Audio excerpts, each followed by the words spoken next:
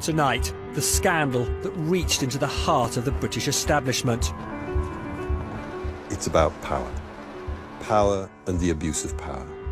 It's centred on Rupert Murdoch's media empire. Now, one of his editors, Andy Coulson, faces jail for phone hacking. He denied it for years and ended up in David Cameron's Downing Street. He showed wretched judgment, and it will permanently damage his reputation as British Prime Minister. David Cameron's friend Rebecca Brooks has been cleared of any involvement in phone hacking and bribing public officials. Rupert Murdoch has always stood by his well-connected protégé. She was a political animal, without a shadow of a doubt. She was able to collect the right sort of people. 3 senior News of the World journalists had already pleaded guilty to criminally targeting people's private lives. Phone hacking was unleashed on the rich and the famous, but no one was off limits. Hacking doesn't just happen to celebrities, it happens a lot to real people. Your whole world is completely turned upside down. Even people under police protection weren't safe. For that information to get into the hands of journalists is potentially putting people's lives at risk. For years, the police sat on the evidence that eventually brought down the News of the World. To put you into the dark and say you're just a moaning Minnie kind of thing, when they actually knew, and while they were publicly denying it, then you really do get sickened off about that. Phone hacking was the scandal covered up by News International for years. Now Panorama reveals how police and politicians let them get away with it.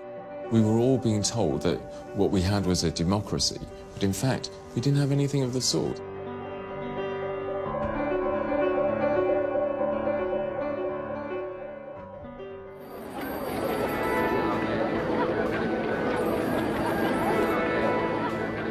Imagine someone listening into your telephone messages.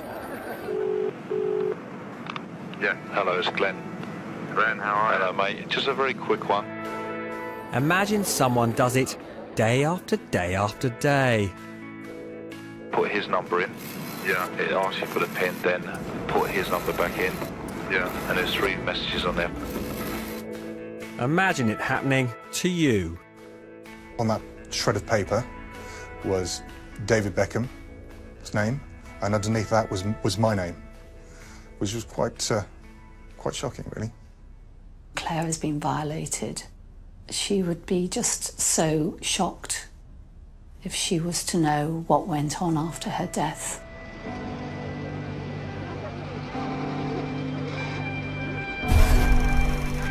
This is the man who secretly listened in on not just those lives, but thousands of others. Master hacker Glenn Mulcaire. Mulcaire himself is a frantic kind of character. See, he's working very, very hard. I mean, there was an example came out in the evidence where he was hacking Kerry Katona's voicemail on Christmas Day.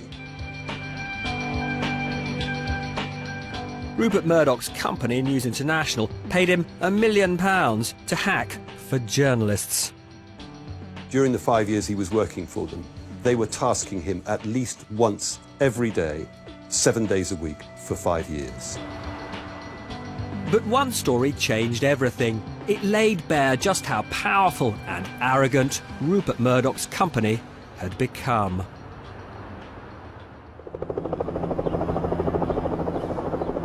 In March 2002, a 13-year-old schoolgirl, Millie Dowler, was snatched as she walked home from a Surrey school. We're devastated. We're just so desperately worried, and we just want to have Millie back home with us so much. While Millie's parents made public pleas for their daughter's safe return, Glenn Mulcaire secretly hacked into her phone messages. He found one from a recruitment agency in Shropshire, apparently offering Millie a job interview. We're ringing because we've got some interviews starting. Can you call me back? Thanks. Bye. The hacked message convinced the News of the World that Millie was alive.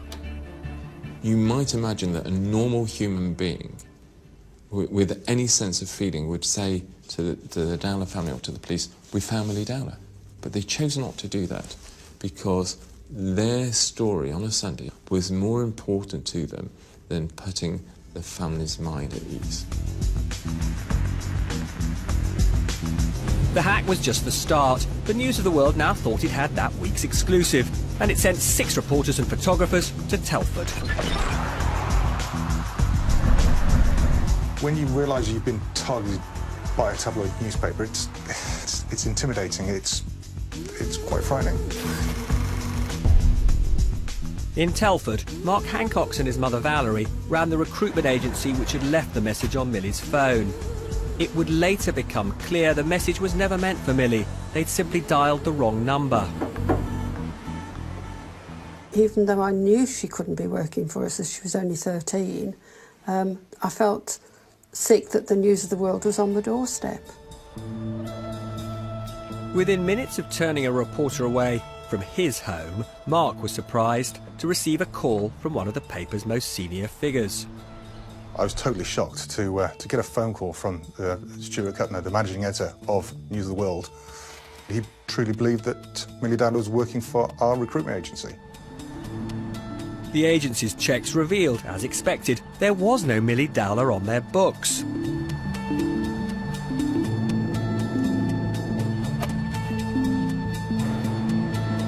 But it didn't stop attempts to damage to Hancox's business. A reporter approached the manager of their biggest client on a golf course and told him they were employing underage girls. He wasn't amused, as you can imagine, so he summons me, and I can remember driving down there thinking, all this hard work that I've done, we're going to lose it all. Desperate to get their story, the News of the World then played Millie's hack message to Surrey police, who were investigating her disappearance, and printed its content in early editions of the paper.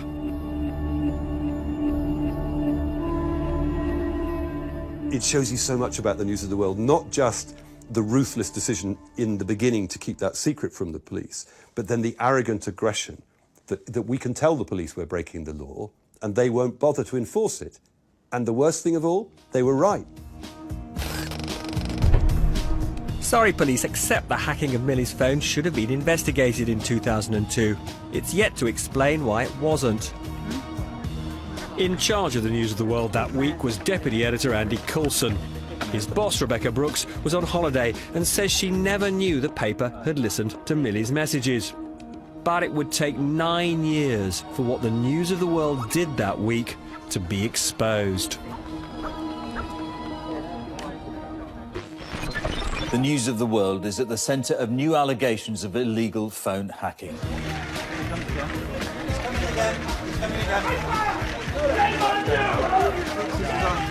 Heaping shame and humiliation on Rupert Murdoch. Did you apologise to the Dowler family? What happened showed the newspaper's contempt for the law, for the police, and for a family which appeared to be getting in its way. This was the ugly face of Rupert Murdoch's empire. After 168 years, one of Britain's most famous newspapers was shut down in disgrace. This is not where we wanted to be, and it's not where we deserve to be. By the end, many felt the paper got its just desserts. I think the News of the World journalists grew incredibly arrogant in the last decade of the paper's life. Could we just have you stood together and then we'll go? Yeah. Behind the rise of the News of the World was the paper's owner, media tycoon Rupert Murdoch, and his protégé, Rebecca Brooks.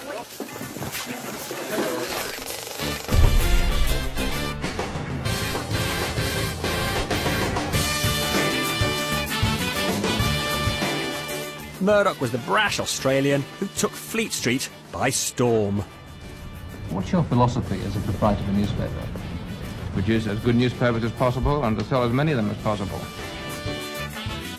Within 15 years, he bought up some of its most famous titles, including The Sun and The News of the World. His progress made easier when Margaret Thatcher bypassed rules on media ownership.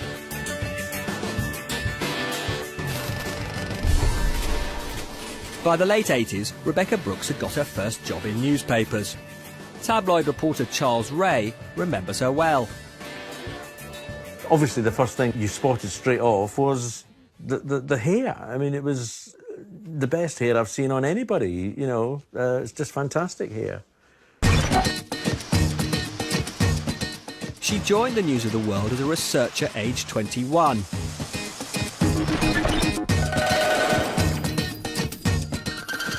Her rise was meteoric. Deputy editor of the News of the World at 27. Deputy editor of The Sun at 29. And that was just the beginning.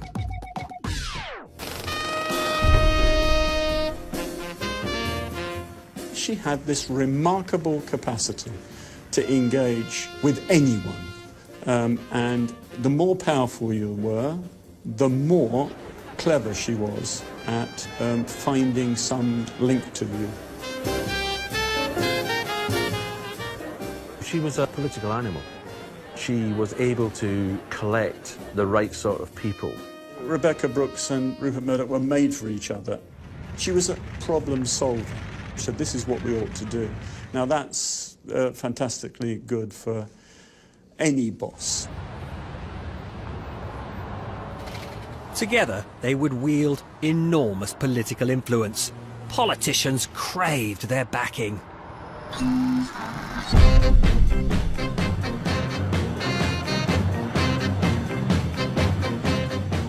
After 4 election defeats, Labour wanted some Murdoch magic. How you going? You come halfway around the world to talk to Rupert Murdoch and his men.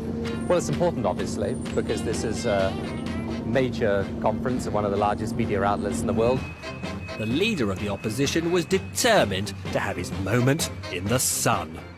There was a lot of hostility in the past. I think it's important the Labour Party makes the case as to why, in a world of very great change, we are the best people to handle that change. But some Labour colleagues doubted the wisdom of courting Rupert Murdoch.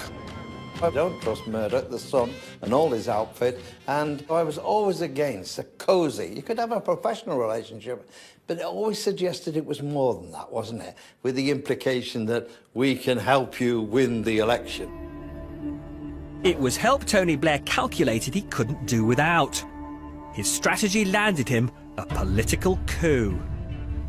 This was the beginning of an incredibly incestuous, close relationship between senior politicians and senior journalists, particularly on News International.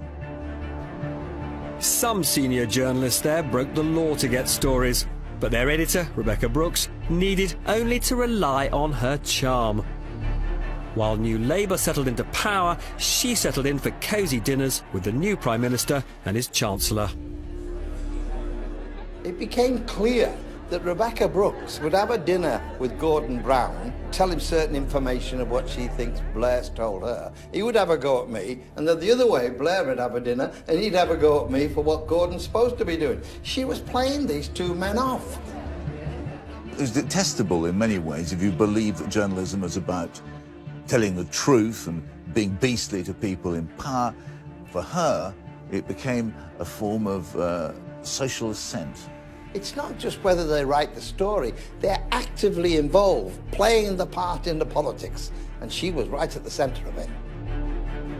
News International seduced politicians with the tantalising promise of support. But its journalists had the power to make or break careers. At the News of the World, private detectives were being used to dig up the most confidential and sensitive of personal information.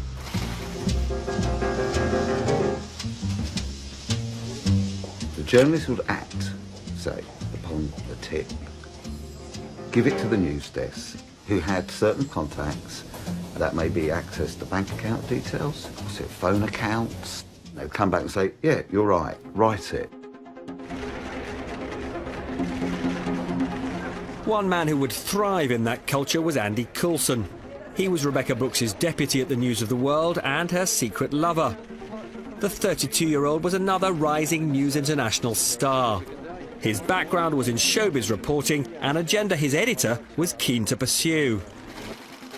And now, the latest news. Andy Coulson is in the hot seat today. Andy Coulson had for years been the Sun's showbiz reporter and editor, which he wasn't shy of boasting about on children's TV. I was editing Bazaar. I got to interview pretty much all of my favourite stars, really, all the big names. Madonna, the Spice Girls, Sly Stallone, Arnold Schwarzenegger, Elton John.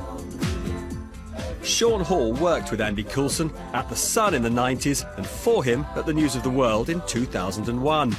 He claimed his boss was familiar with the use of private detectives. I'm sure Andy,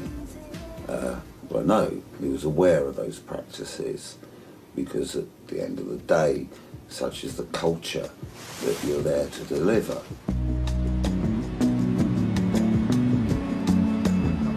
How journalists on the News of the World and other tabloids were getting stories was already of concern to Scotland Yard. Surveillance during a murder inquiry in 1999 revealed links between tabloids, including the News of the World, and a private eye business with criminal connections.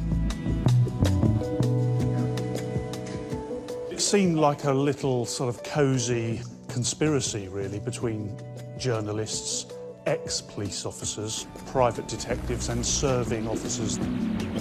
The firm was being used to channel payments from newspapers to corrupt police officers for leaks about celebrities and ongoing police investigations. I proposed that we ought to investigate, because my view was these people I described and others described as active corruptors of police officers.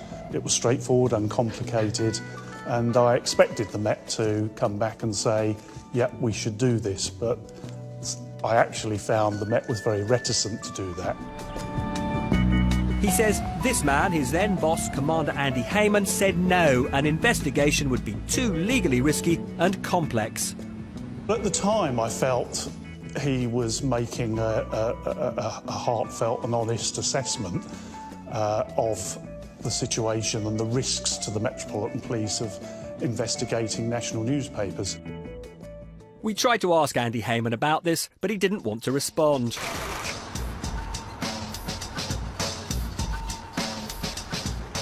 In court, Rebekah Brooks said the News of the World hired lots of private detectives to track down paedophiles as part of her campaign to name and shame convicted sex offenders after the murder of Sarah Payne. The paper is on the side of protecting children and not the rights of paedophiles, and I strongly believe we're on the side of the right. The public are behind us. But what kind of private detectives was the News of the World hiring? Yeah, hello, it's Glenn. Glenn, how are you? Hello, mate. Just a very quick one. One was master hacker Glenn Mulcair, a former footballer who scored AFC Wimbledon's first ever goal. He started working for the News of the World in the late 90s. Journalist Nick Davis believes he was hacking into phones even then. By around 97, 98, he's come up with the voicemail trick. I don't know where he got that from, but he starts doing that for News of the World as early as 97, 98. You need to dial 7973 100 123. By 2001, Glenn Mulcair had a 5-year contract, and he ended up being paid more than £100,000 a year. Rebekah Brooks said in court she didn't know he was working for the paper.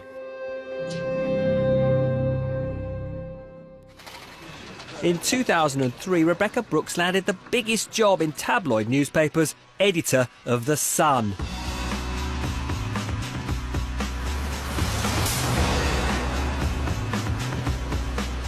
Just 2 months later, she let slip that News International would go as far as paying police officers. Just the one element of whether you ever pay the police for information. Yeah. We have paid the police for information in the past, and it's been... And will you do it in the future? It Depends we operate within the code and within the law, and if there's a clear public interest, then the same holds for private detectives, for subterfuge, for video bags, whatever you want to talk about. I thought Rebecca Brooks and Andy Coulson had basically made an amazing, extraordinary confession. It's illegal for police officers to receive payments. No, we don't. As I said, within the law. OK, thanks, Chris. You've got your answer. Cheers. Thanks very much. Everybody thought, my God, Brian, what have you done? I mean, you've stirred up a hornet's nest. But the MP's efforts to stir it up even more fell on deaf ears. I tried raising it with newspapers, nobody would run it.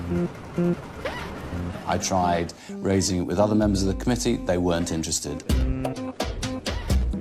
I tried raising it with successive Home Secretaries, they simply, they just batted it off and said it was up to the police to investigate. Isn't it one of our CID fellas?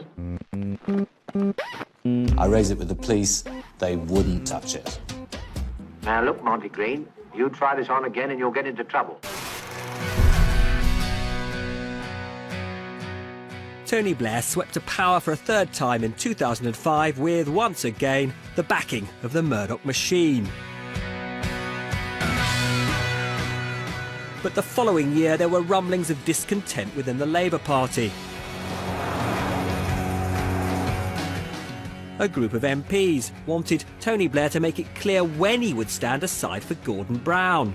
They were branded a gang of weasels by Rebecca Brooks's son. But there was a more sinister and intimidating element that I'd not really prepared myself for, which was the sort of sense that the News International newspapers were in one political camp, and that was Tony Blair's. At the News of the World, Andy Coulson was now editor. Reporters were under increasing pressure to deliver exclusives. People were scared, right? So if you've got to get a story, you've got to get it. And you have to get that by whatever means. Andy Coulson's editorship has been described as the era of industrial phone hacking. At the heart of it, Glenn Mulcaire.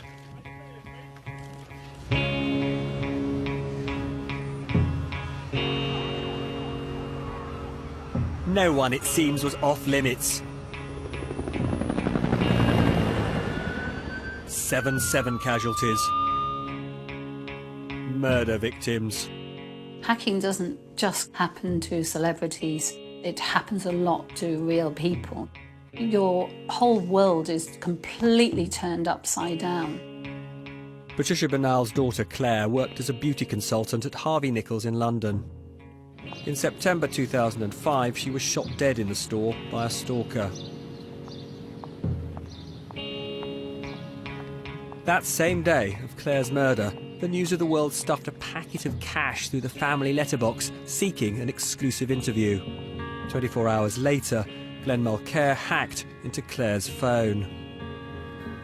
Glenn Mulcaire had been told to gather information a day after her death, and they had access to my dead daughter, and to me that was just the most distressing thing. They would have heard personal messages. Claire was a very private person, and I'll always feel angry about that. Claire's mother knew nothing about her daughter's phone being hacked until police told her 6 years later. If they think about their own families, their own children, to cross that line and to do what they did, it's obscene. So did Andy Coulson know hacking was endemic? He claimed he didn't at his trial, but he finally did admit, for the first time, he knew it had happened. In 2004, his chief reporter, Neville Thurlbeck, played him intimate recordings left by David Blunkett, who was then Home Secretary, to Mr. Blunkett's then lover. Andy Coulson told the court he didn't know accessing the messages was illegal, but he was shocked and angry that Neville Thurlbeck had hacked them and told him to stop immediately. But that didn't stop Andy Coulson travelling up to Sheffield to confront David Blunkett about the affair. It became very clear to me that something very strange had been going on. It never crossed David Blunkett's mind he was a victim of hacking, believing instead he'd been betrayed by someone close to him. And Andy Coulson gave nothing away. He was not prepared not only to give any kind of indication of where he'd obtained the information from, but any legitimacy in terms of the process he'd adopted. Despite promising he wouldn't damage him, 2 days later the story was splashed all over the News of the World's front page. The cabinet minister became tabloid fodder and resigned 4 months later. The police later found in a News of the World safe recordings of 330 voicemail messages David Blunkett had left for his lover. I came as close as anyone could ever come to having a breakdown without actually having one. In fact, I actually think it probably took me 2 years to really recover. The News of the World hadn't named his lover, but the next day Rebekah Brooks's son did. Even that didn't stop David Blunkett's socialising with its editor. I don't regret that, because that had nothing to do with my willingness to have a sensible, friendly relationship with them. David Blunkett was later hired by The Sun as a columnist, and he became a paid advisor to News International on social responsibility.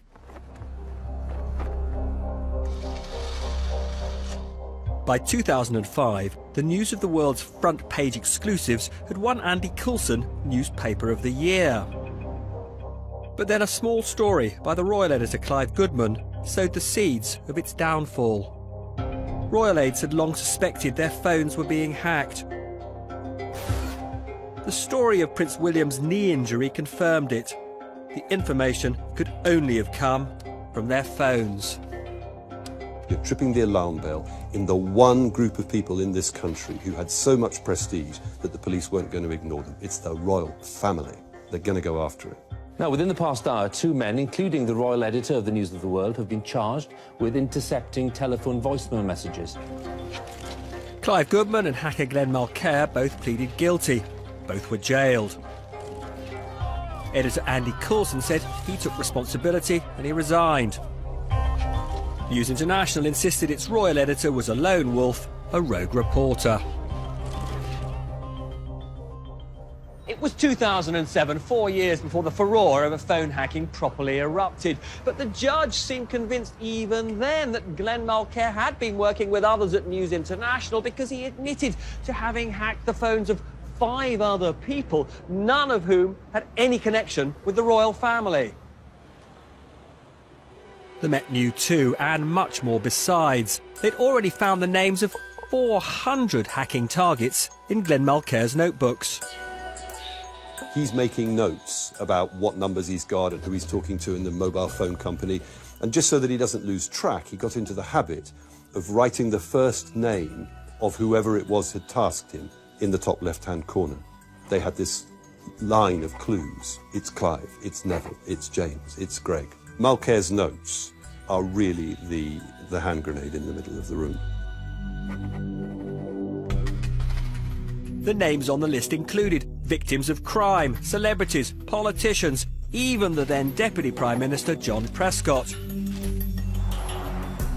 But the Met told lawyers reporting to the then Director of Public Prosecutions that there was no evidence that the phone hacking conspiracy went further.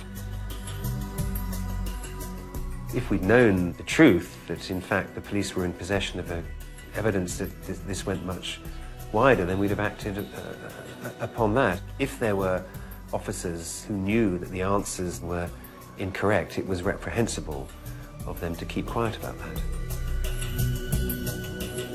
The Met's counter-terrorism unit was heading the investigation in what was the busiest period in its history. The 11,000 pages seized from Glenn Mulcair were not top priority. As soon as they realised that it went much wider then it should have been passed to the Specialist Crime Directorate, because they were far more of a fit with what they were doing than with what anti-terrorism or royalty protection were doing. But the case stayed with counter-terrorism. Its boss, Andy Heyman's job involved having good relations with the media. But now the unit was investigating crimes by the media. I sense that there were relationships that had become quite personal because of the amount of interaction. I think some of them were very much in a social setting, and I think that does create difficulties. Andy Heyman was not in day-to-day charge of the investigation, but he was briefed about its progress.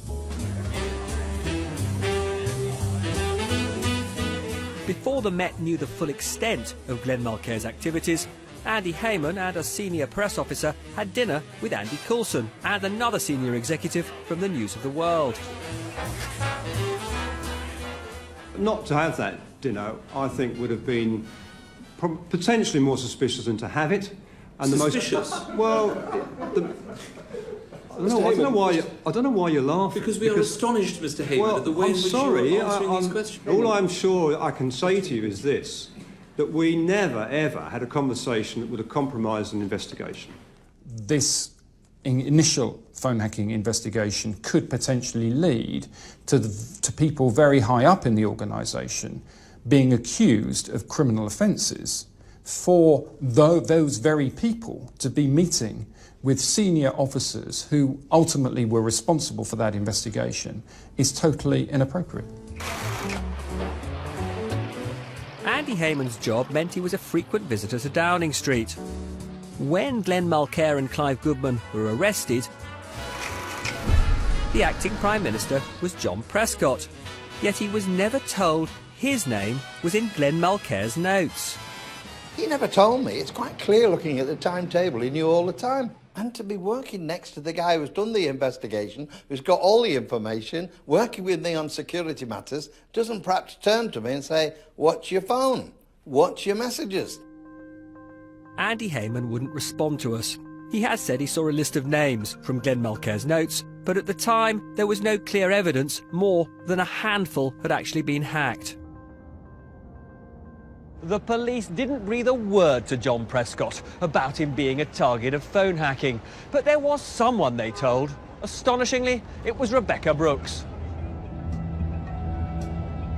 Not only did officers tell her about John Prescott, they also told her she'd been targeted and much more besides. That they'd a list of around 100 victims, but were unlikely to look at any other suspects without direct evidence.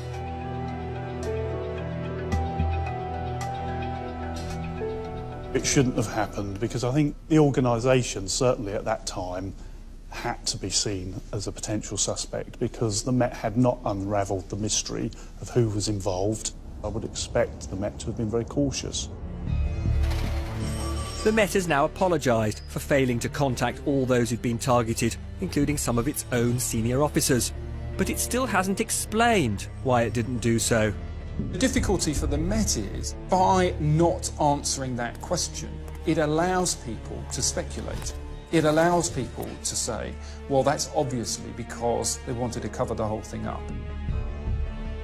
After his resignation from the News of the World over the royal phone hacking, Andy Coulson was hired as head of communications for the Conservative Party. He'd been recommended for the job by George Osborne, David Cameron's closest ally. I remember a lot of people writing that what a wise decision it was by Cameron to hire this genius, hard-nosed tabloid man, Andy Coulson.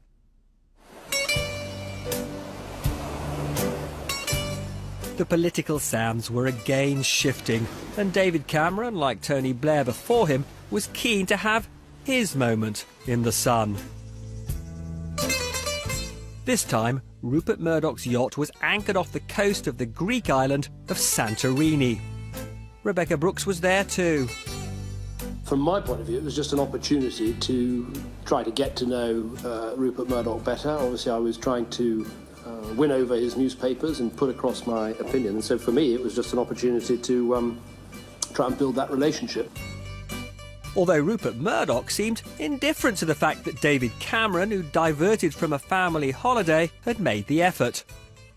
Mr. Cameron might have thought stopping Santorini would impress me.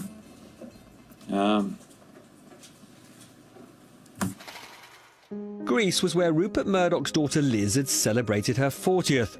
Rebekah Brooks paid tribute by getting this special edition of The Sun mocked up.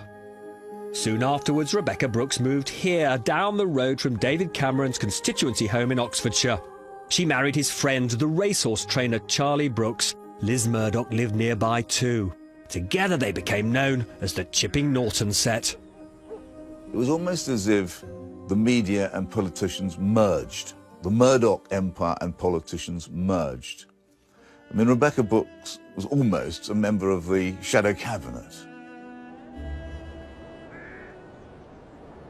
We got to know each other because of her role in the media, my role in politics, but we struck up a friendship. And obviously our relationship got stronger when she married Charlie Brooks, who I've known for some time and who's a neighbour.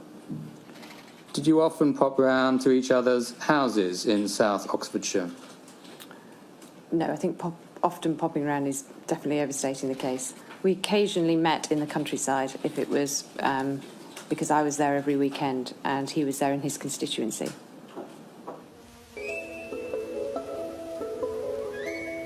And David Cameron would also meet Rupert Murdoch's son James. He told David Cameron the Sun would back him at the 2010 general election. As the election date drew nearer, David Cameron and Rebekah Brooks, now chief executive of News International, drew closer. I think as we get closer to the election and the decision of the Sun, then the level of contact went up, and we saw each other socially more. On a Sunday, Dave could be out trying to learn what it's like to be an ordinary Joe. You know, what it's like just to be a normal person on a Sunday. What's he doing? He's over there having a glass of champagne with Rebekah at some, party amongst the Shipping Sodbury or whatever they're called set. There'd also been numerous texts between them. Just before David Cameron gave a speech to an October 2009 party conference, Rebekah Brooks wrote, "I am so rooting for you tomorrow, not just as a proud friend, but because professionally we're definitely in this together. Speech of your life? Yes, he can." It showed a level of intimacy that I think was entirely inappropriate. I think that for him to allow someone like that to be so close in was a serious misjudgment. Everybody wants to know how his texts are signed off. Can you help? Occasionally he would sign them off LOL, lots of love. Actually, until I told him it meant laugh out loud, and then he didn't sign them like that anymore. David Cameron has accepted that politicians and the media got too close, but he says neither he nor his policies were influenced by support from News International.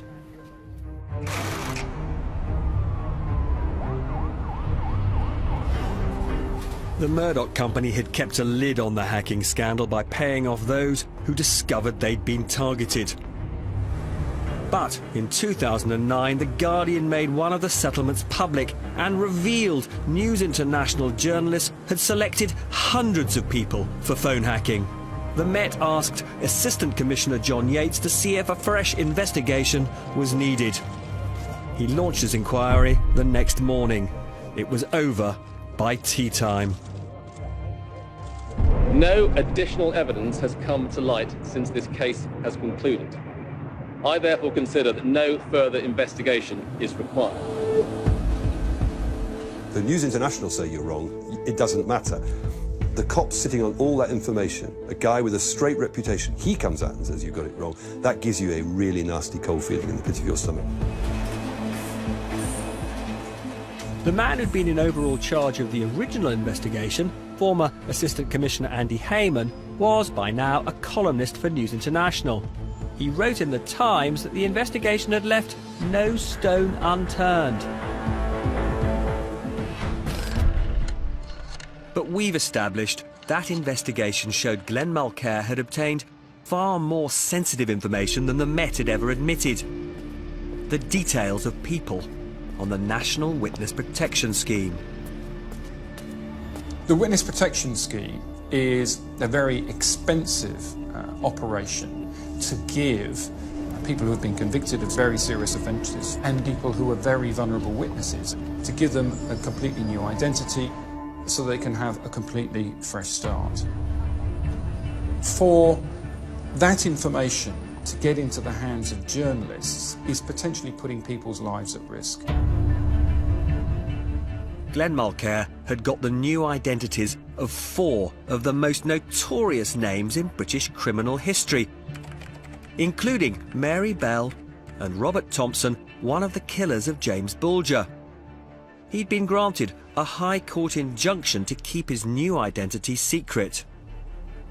I would have expected an immediate and thorough investigation to identify how that information had got into the public domain and who was responsible for it, so that we could restore confidence in the Witness Protection Scheme. The News of the World had already printed several articles about Robert Thompson's new life. Now the Met knew Glenn Mulcaire had his and others' new identities. I would be surprised if something of that sensitivity was not briefed up the command chain to very senior levels. The Met says Glenn Mulcaire got the information by hacking the phones of people close to those in witness protection. It says it found no evidence that he'd paid police officers for the information and has confirmed that no further action was taken. But this was so serious you'd expect that the News of the World and Glenn Mulcaire would have been reported to the Attorney General. They weren't. The Attorney General has confirmed to Panorama he is now considering whether to take action. Other evidence from the original police investigation was continuing to be unearthed, including the transcript of a hacked call marked for the News of the World's chief reporter, Neville Thurlbeck. John Yates, the man who had decided not to reopen the investigation, was again on the spot. Well, there's no evidence of an offence being committed, which is what I've said first. There's no evidence that reading that document is no evidence of an offence. There was clearly evidence staring him in the face. Had he bothered to look at it, I can only assume that he didn't want to see the evidence so that he could give the committee the denial that he did.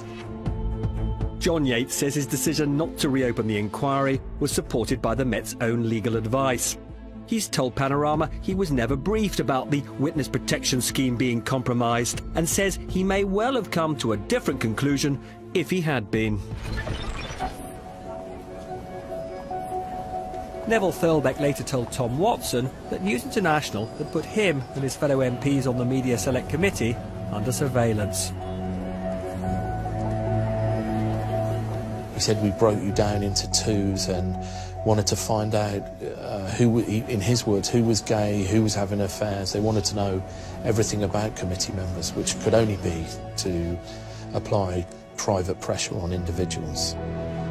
The paper also followed the families of the lawyers suing it over hacking. To film my 14-year-old daughter, that's actually depraved. But where was that found? It was found in the offices at the News of the World. My children were 2 and 4 at the time, and the fear surrounding that and the upset for my family is something that I think is pretty unforgivable.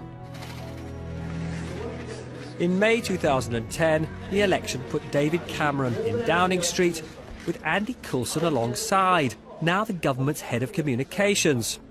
Lord Prescott, who'd already warned David Cameron once against hiring Andy Coulson, was astonished. When he appointed him, I reminded publicly that I wrote to him to warn him about that. So it was the second warning. I said, you'll live to regret it.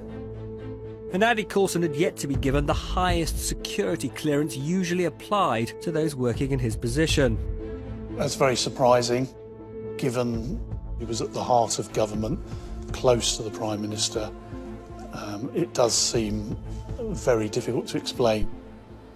David Cameron has said that Andy Coulson was given the appropriate level of security clearance when he was appointed.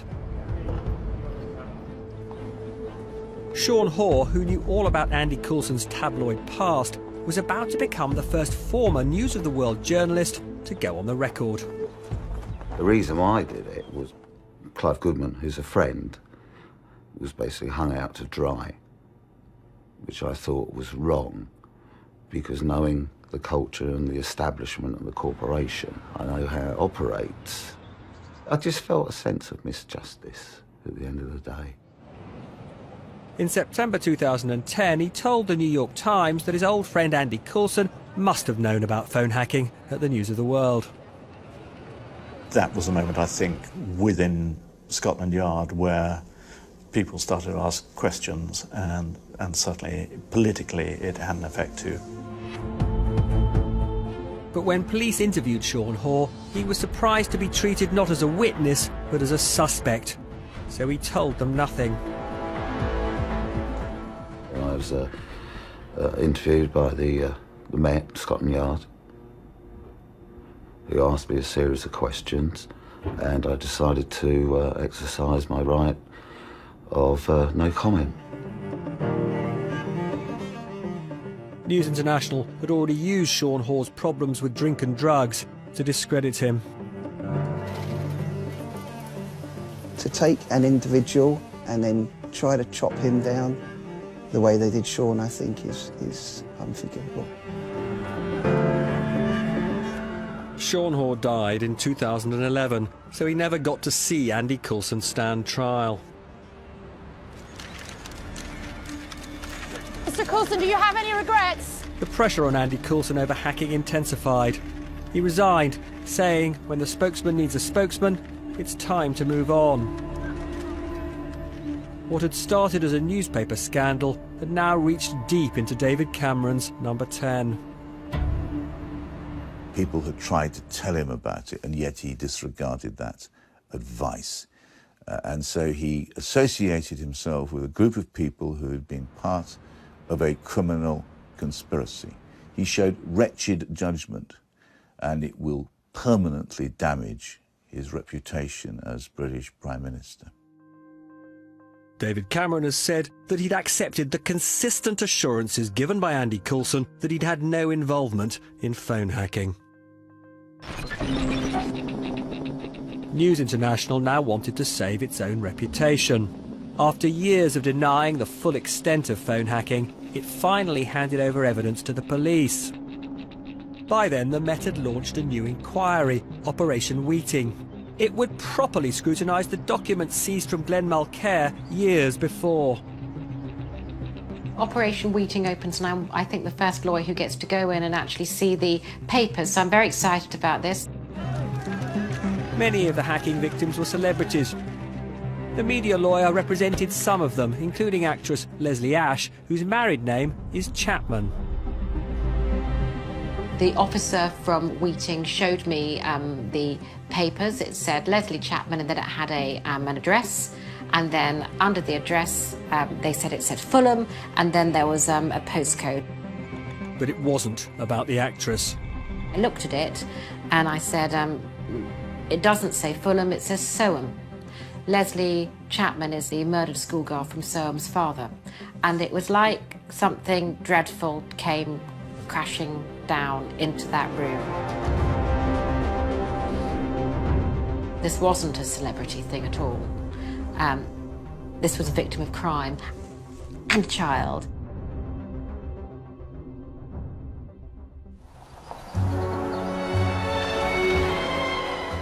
With increasing evidence of serious criminal activity, the scandal was now a threat to the wider Murdoch empire.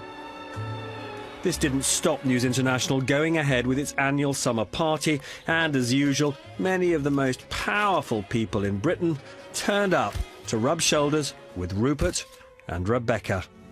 Put a spell on you. Turn to your right and you'd see a bishop. You'd turn to your left and you'd see Sam and David Cameron.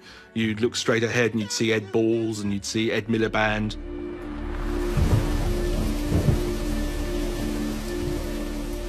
As rain brought the Murdoch party to an early close, one family was learning just how far his newspapers would go to get a story. The Dowler family were finally told by police that Millie's phone had been hacked. News International contacted Mark Lewis within hours of The Guardian running the story. They realised the seriousness of it. They realised that the game was up for them because, it wasn't possible to tell a lie. It was no longer possible to say this was a rogue reporter. There was a moment of catharsis where people said, actually, yes, there was something very ugly in British public life that had gone wrong, and that must never happen again.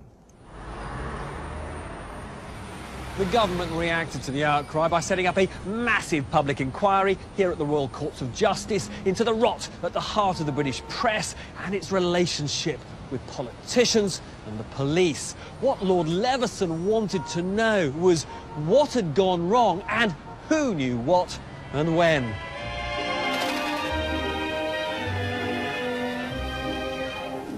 I happened to be by the swimming pool with very close friends that I was on holiday with.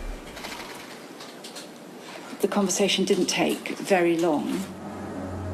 In 2006, Tessa Jowell was Culture Secretary, responsible for media regulation, when police rang saying she'd been hacked by News International. She told Lord Leveson she informed some of her cabinet colleagues. Their reaction was also one of shock, but sympathy and concern for me, because these were, they are people who are friends, as much as they were then distinguished members of the cabinet. Panorama has asked Tessa Jowell precisely who she told in cabinet. She says she can't remember. So who was told? We understand the police briefed the Home Office, the Cabinet Office and MI5 about their investigation. My expectation would be ministers and potentially the Home Secretary would be briefed on that type of investigation because of its implications potentially for national security. The then Home Secretary John Reid has said he wasn't briefed about the investigation. So who in Cabinet did know? John Prescott wasn't told by the police, but Tessa Jowell was. She told some colleagues. So did Tony Blair know? I find it very difficult to believe that if those ministers in 2006 that were hacked had knowledge of it, they didn't tell Tony Blair. But he must answer for when he knew and what conversations he had with those people. If he did know, I think, and not tell me, I would have thought, I'm surprised. But that's life. I can't give you an answer whether he knew or not. You have to ask him. We did. He told us that as far as he can recall, he knew nothing about the details of the hacking inquiry or who may have been targeted. Whoever actually knew, no member of the Cabinet admitted in public to knowledge that phone hacking went wider than what had been disclosed. The day after the Millie Dowler story broke, Tony Blair emailed Rebekah Brooks saying, "Let me know if there's anything I can do to help. Thinking of you, I have been through things like this." It emerged in court that Rebekah Brooks called Tony Blair, taking him up on his offer of support. In an hour-long phone call, Tony Blair told Rebekah Brooks to keep strong, tough up, and he even offered to act as unofficial advisor to her and the Murdochs on a between-us basis. His advice? Set up an inquiry headed by the former Director of Public Prosecutions, Ken MacDonald. I wasn't asked. If I had been asked, I'd have politely declined. Surely Tony Blair ought to have been phoning up the Dowler family and saying, is there anything I can do? Is there anything I can do to help you? This was someone whose interest was not in helping people, it was an interest in helping a small clique of his friends. In a statement, Tony Blair told us he's not a fair-weather friend.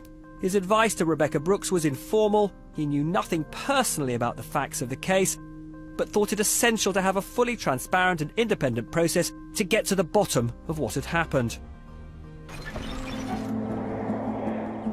4 days later, Rupert Murdoch flew into London to apologise to the Dowler family. Mr. Murdoch, will you tell us what you said to Millie Dowler's family? Private meeting. Did you apologise to the Dowler family?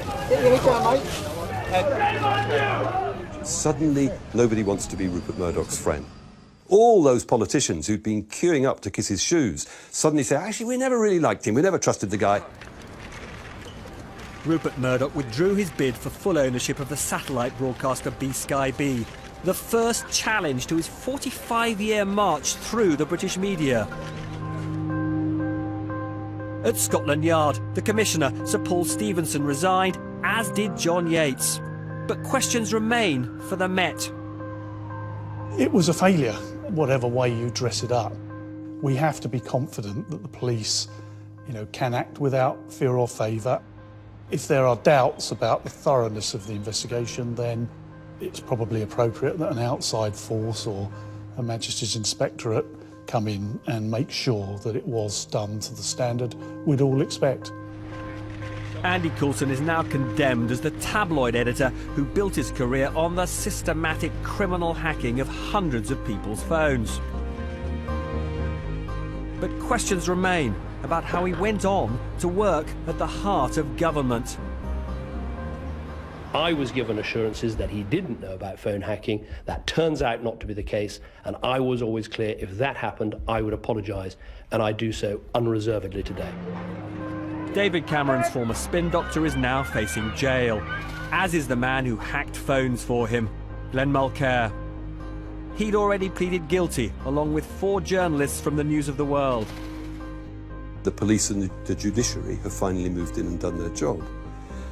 But it will be a mistake to think that the problems which we were exposing have actually been solved. The hacking scandal has revealed that for years, politicians, police and the press enjoyed far too close a relationship. So close, it seems, widespread criminality was overlooked. Authorities on both sides of the Atlantic are considering corporate prosecutions against Rupert Murdoch's empire. And with other papers now under investigation, the hacking scandal is far from over.